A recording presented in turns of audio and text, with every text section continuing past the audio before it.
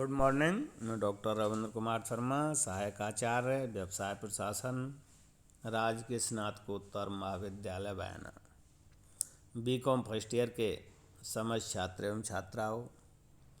आज मैं आपको व्यवसाय प्रशासन विषय का पेपर फर्स्ट व्यापारिक संनियम अर्थात कॉमर्शियल लॉ का टॉपिक उद्देश्य एवं प्रतिफल की वैधता का ई कंटेंट के माध्यम से अध्ययन कराएंगे, जिसके अंतर्गत हम इसका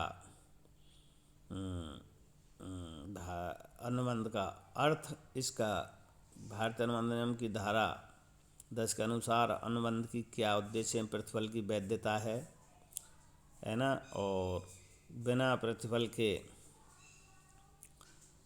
नहीं, भारतीय अनुबंध नियम की धारा 23 के अंतर्गत निम्नलिखित दशाओं में प्रतिफल एवं उद्देश्य अवैध होता है का अध्ययन करेंगे, और अंत में लोक नीति के विरुद्ध कौन कौन सी ठहराव हैं उसका भी अध्ययन किया जाएगा। तो सर्वप्रथम हम देखते हैं कि भारतीय अनुबंध अधिनियम की धारा 10 के अनुसार अनुबंध के आवश्यक लक्षणों में यह आवश्यक है कि उसके उद्देश्य एवं प्रतिफल वैधानिक होने चाहिए। अतः वैध अनुबंध के निर्माण के लिए कुछ प्रतिफल होना ही पर्याप्त नहीं है, बल्कि प्रतिफल तथा उद्देश्य वैध होना चाहिए।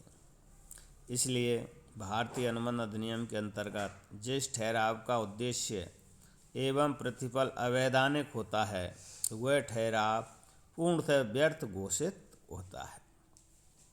अब हम आगे देखते हैं। भारतीय अनुबंध अधिनियम की धारा 23 के अंतर्गत निम्नलिखित दशाओं में प्रतिफल एवं उद्देश्य अवैध होता है तथा ठहराव व्यर्थ होता है। वे कौन कौन सी दशाएं हैं? इसके अंतर्गत 6 दशाएं हैं जिनके अंतर्गत ठहराव व्यर्थ होता है। पहला है जो हमने ई कंटेंट में आपको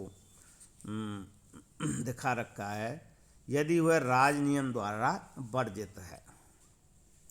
हमारे विधान में इस प्रकार की व्यवस्था स्पष्ट रूप से की गई है कि कुछ ऐसे कार्य हैं या ठहराव हैं जिन्हें राजनियम द्वारा वर्जित घोषित कर दिया गया है, क्योंकि ऐसे ठहराव समाज के हितों के विरुद्ध होते हैं। अतः यदि किसी अनुबंध का वचन अथवा वचन का प्रतिफल अथवा उद्देश्य किसी राजनियम द्वारा वर्जित अर्थात निषिद्ध है, तो वह अनुबंध अवैध होता है।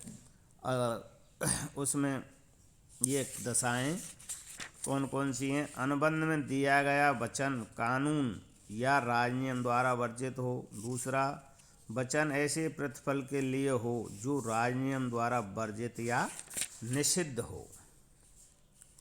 दूसरा है, यदि वह कपटमय उद्देश्य से किया गया हो। जब किसी ठहराव का उद्देश्य किसी पक्षकार को जानबूझकर धोखा देना है, तो यह ठहराव व्यर्थ होगा। जब अनुबंध के पक्षकार किसी तीसरे पक्षकार के साथ ऐसा अनुबंध करते हैं जिसका उद्देश्य तीसरे पक्षकार को धोखा देना है, तो ऐसे अनुबंध कपटपूर्ण होने के कारण व्यर्थ होते हैं। ऋणदाता को धोखा देने के लिए अथवा अनुचित हस्तांतरण के लिए किए गए ठहराव भी इस श्रेणी में आते हैं। जैसे उदाहरण के लिए, राजकुमार अपने ऋणदाता से अपनी संपत्ति को बचाने के लिए संपत्ति का हस्तांतरण अपनी पत्नी राधा के नाम कर देता है, तो ऐसा हस्तांतरण कपटपूर्ण होने के कारण व्यर्थ होगा। और तीसरी दशा है इसकी, राजनियम की व्यवस्थाओं को निष्फल कर देना या विधि को विफल करना। कभी कभी ऐसे ठहराव किए जाते हैं जिससे देश की राजनियम व्यवस्थाओं को निष्फल किया जा सकता है या उन्हें राजनियम द्वारा परिवर्तनीय होने की आज्ञा प्रदान कर दी जाए, तो समाज की व्यवस्थाओं को निष्फल या विफल कर देंगे। तो ऐसे ठहरावों को राजनियम द्वारा परिवर्तनीय नहीं करवाया जा सकता है, अर्थात ऐसे ठहराव व्यर्थ होते हैं। जमानत देने के संबंध में ऐसे ठहराव सामान्यतः देखने को मिलते हैं। उदाहरण के लिए, एक अभियुक्त को भारतीय दंड प्रक्रिया संहिता के अंतर्गत 5,000 रुपये की जमानत देने के लिए कहा गया। उसने इतने रुपये अर्थात 5,000 रुपये एक व्यक्ति को दे दिए और उसे जमानत देने के लिए राजी कर लिया। जमानत की अवधि समाप्त होने पर उस व्यक्ति ने रुपये देने से मना कर दिया। इस तरह से इलाहाबाद उच्च न्यायालय ने इस ठहराव को व्यर्थ घोषित किया और रुपये वसूलने का आदेश नहीं दिया। न्यायाधीश ने कहा, जमानत का उद्देश्य यह होता है कि कोई इज्जतदार व्यक्ति अपने ही जोखिम पर अभियुक्त की उपस्थिति की जिम्मेदारी ले। यदि जमानत देने वाले व्यक्ति ही खरीद लिए जाएंगे तो यह उद्देश्य बिल्कुल विफल हो जाएगा। और चौथा है इसके अंतर्गत व्यक्ति अथवा संपत्ति को हानि पहुंचाने वाले ठहराव। जब पक्षकारों के बीच कोई ऐसा ठहराव होता है जिससे किसी दूसरे व्यक्ति के शरीर और संपत्ति को हानि पहुंचाने की संभावना है या पहुंच सकती है, तो ऐसे ठहराव विधि के अनुसार अवैध तथा व्यर्थ माने जाएंगे। उदाहरण के लिए, जालिम सिंह दयाराम के मकान में आग लगाने पर सुखराम को 1,00,000 रुपये देने का वचन देता है। यह ठहराव व्यर्थ है क्योंकि इससे दयाराम की संपत्ति को हानि पहुंचती है। अगला इसमें बिंदु है अनैतिक ठहराव। कुछ ठहराव ऐसे होते हैं जिनका उद्देश्य समाज की व्यवस्थाओं के प्रतिकूल कार्य करना होता है, जिससे समाज कुछ चक्र में फंसकर हानि उठाता है। अर्थात ऐसे ठहराव जिनका उद्देश्य व्यक्तियों के बीच अनैतिक संबंधों को व्यापक रूप से प्रोत्साहित करना होता है, उनको हम अनैतिक ठहरावों की श्रेणी में रखते हैं। अतः प्रत्येक ऐसा ठहराव जिसका उद्देश्य प्रतिफल अनैतिक है, विधान के विरुद्ध माना जाता है। अनैतिक कार्य की कोई निश्चित परिभाषा नहीं है। ये समाज के नैतिकता के स्तर, जिसे न्यायालय मान्यता प्रदान करते हैं, उस काल व परिस्थितियों पर आश्रित है। समाज में प्रचलित व्यवस्था के अनुसार कुछ ऐसे मामले हैं जिन्हें सदैव अनैतिक माना गया है, माना जाता है और माना जाता रहेगा। जैसे वैवाहिक संबंधों में हस्तक्षेप करना, वैश्य औरतों के साथ व्यवहार करना और वैश्या को मकान किराए पर देने का ठहराव, भविष्य में सहवास करने के लिए रुपये देने का ठहराव, विवाहित स्त्री से तलाक दिलाकर शादी करने का ठहराव, और किसी भी स्त्री व लड़की को वेश्यावृत्ति के लिए मजबूर करने का ठहराव। तो इस तरह से ये जो कुछ ठहराव हैं, ये न्यायाधीश सुब्बा राव ने देहरूलाल पारेख बनाम महादेव दास के मामले में निर्णय देते हुए समाज में प्रचलित मान्यताओं के आधार पर इन ठहरावों को अनैतिक ठहराव के रूप में सम्मिलित किया गया है। अतः ऐसे ठहराव क्या है, अनैतिक ठहराव होते हैं और ये सब व्यर्थ माने जाते हैं और कानून के द्वारा व्यर्थ घोषित किए गए हैं। अगला है इसमें अंतिम छठवां, लोक नीति के विरुद्ध ठहराव। लोक नीति के विरुद्ध ठहराव से आशय क्या है? ऐसे कार्य जो जन सामान्य तथा देश हित के विरुद्ध हों, लोक नीति के विरुद्ध कहे जाते हैं।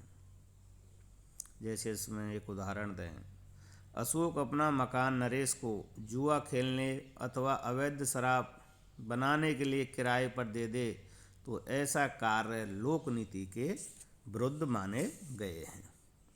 लोक नीति के विरुद्ध विभिन्न ठहराव हैं जिनका हमने इसमें ही कंटेंट में जिनको हमने बिंदुवार दिखा रखा। पहला है विदेशी शत्रु के साथ व्यापार। यदि कोई भी व्यक्ति संस्था पक्षकार अपने विदेशी शत्रु के साथ व्यापार करने का ठहराव करे तो ऐसा ठहराव व्यर्थ माना जाएगा। ऐसे ठहराव शत्रु देश को प्रत्यक्ष एवं अप्रत्यक्ष रूप से उसकी अर्थव्यवस्था को सुदृढ़ करने में सहायता करते हैं, इसलिए इन्हें लोक नीति के विरुद्ध माना जाता है। दूसरा इसमें वैधानिक कार्रवाई में रुकावट डालने वाले ठहराव। विधान द्वारा वैधानिक कार्रवाई में रुकावट डालने वाले ठहरावों को लोक नीति के विरुद्ध होने के कारण अवैध घोषित किया गया है। ऐसे ठहराव जिनका उद्देश्य न्यायाधीशों या अन्य सरकारी अधिकारियों पर अनुचित प्रभाव डालना होता है, लोक नीति के विरुद्ध होने के कारण व्यर्थ होते, लेकिन वर्तमान अथवा भविष्य में होने वाले विवादों को पंच निर्णय के लिए प्रस्तुत करना या भेजना अवैध नहीं है। अगला है इसमें तीसरा, सरकारी नौकरी दिलाने का ठहराव या लोक सेवाओं को विक्रय का ठहराव। किसी व्यक्ति को रिश्वत देकर नौकरी अथवा उपाधि प्राप्त करने का ठहराव भी लोक नीति के विरुद्ध होने के कारण व्यर्थ होता है। एक व्यक्ति को सरकारी नौकरी से हटाकर दूसरे व्यक्ति से धन लेकर नौकरी दिलाने का ठहराव भी व्यर्थ माना गया है। अगला इसमें पैतृक अधिकारों में रुकावट के ठहराव। माता पिता को अपने बच्चे का लालन पालन करने का मौलिक अधिकार है। पिता की अनुपस्थिति में बच्चों की माता अपने अवयस्क बच्चों की संरक्षक या अभिभावक होती है। अतः अभिभावक होने के कारण अधिकारों का हस्तांतरण नहीं किया जा सकता है। अपने बच्चे को संरक्षण देना पिता का कानूनी अधिकार है। इस कर्तव्य के विरुद्ध यदि कोई ठहराव चाहे पिता करे अथवा माता, लोक नीति के विरुद्ध होने के कारण व्यर्थ होता है। अगला इसी में वैवाहिक कर्तव्यों में हस्तक्षेप करने का ठहराव भी व्यर्थ होता है। अगला बिंदु है विवाह में रुकावट डालने वाले ठहराव। भारतीय अनुबंध अधिनियम की धारा 26 के अनुसार एक वयस्क को विवाह से रोकने वाले ठहराव लोक नीति के विरुद्ध होने के कारण व्यर्थ होते हैं। अगला इसमें दलाली लेकर विवाह कराने का ठहराव। हमारे समाज में विवाह को एक पवित्र सामाजिक बंधन माना है, जिसमें विवाह करने वाले पक्षकारों की स्वतंत्र सहमति आवश्यक है। अतः ऐसे ठहराव जो एक पक्षकार दलाल द्वारा दूसरे पक्षकार के लिए पति या अथवा पत्नी का प्रबंध करने अर्थात विवाह कराने के बदले या प्रतिफल में दलाली प्राप्त करने संबंधी होते हैं, तो ऐसे ठहराव लोक नीति के विरुद्ध होने के कारण व्यर्थ होते हैं। अगला है इसमें व्यापार में रुकावट डालने वाले ठहराव भी व्यर्थ होते हैं। अगर कोई व्यक्ति वैध व्यापार कर रहा है और उसमें किसी प्रकार की कोई रुकावट डालने के लिए ठहराव किया जाता है, तो ये भी क्या है कि लोक नीति के विरुद्ध ठहराव माना जाता है। अगला इसमें रिश्वत के ठहराव, एग्रीमेंट ऑफ बाइवरी। भारतीय विधान के अंतर्गत ऐसे ठहराव जो सार्वजनिक पदों पर आसीन कर्मचारी, अधिकारी या अन्य वर्ग को रिश्वत देकर या लेकर कार्य करने के ठहरावों को लोक नीति के विरुद्ध होने के कारण व्यर्थ माना जाता है। इसमें कर चोरी का ठहराव भी सम्मिलित है। अगला है चुनावों को प्रभावित करने वाले ठहराव भी लोक नीति के विरुद्ध माने गए हैं। और इसमें अगला है मुकदमेबाजी को अनुचित रूप से प्रोत्साहन देना। जब कोई पक्षकार किसी व्यक्ति, राजनीतिक दल या अधिकारी या कर्मचारी या मतदाता से ऐसा ठहराव करता है जिन्हें किसी या दूसरा रूप में देखें, जब ठहराव करने वाले पक्षकारों का उद्देश्य मुकदमेबाजी को अनुचित रूप से प्रोत्साहन देना होता है, तो ऐसा ठहराव लोक नीति के विरुद्ध होने के कारण व्यर्थ माने गए हैं। ऐसे ठहराव दो प्रकार के हो सकते हैं।